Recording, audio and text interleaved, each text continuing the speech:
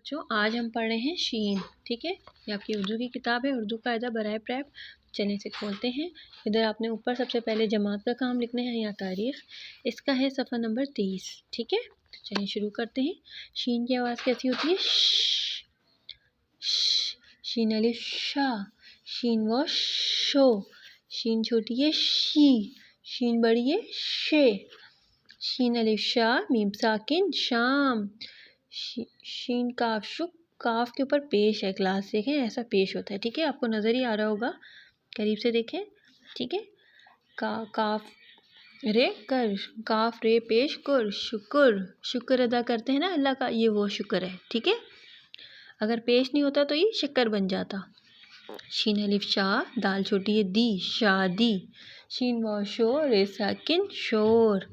शीन व शो खे साकिन शोख। शीन अलिफ शाह नून साकिन शान।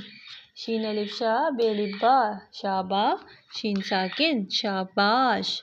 शीन अलिफ शाह खे साकिन शाख। शीन ये शे रे साकिन शेर। शीन लाम शल जीम मीम जम, शल जम। शीन ते शुत तेरे तर, शुतर। मीम रे मुर गैन साकिन मुर्ग, शुतर मुर्ग।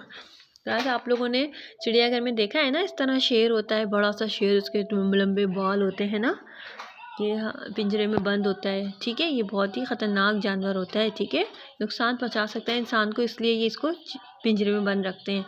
इसी तरह ये भी शुतुरमुर्ग बहुत बड़ा सा होता है ये। ठीक है, इसलिए इतना बड़ा सा मुंह होता है इसका। और ये आपने सब्ज़ी देखी होगी, शलजम हमारे घरों में इस्तेमाल होती है मुख्तलिफ़ खानों में। ठीक है, ये आज आपका सबक है। अगले सबक के हम आपको खुदा हाफिज़ कहते हैं। अल्लाह हाफिज़।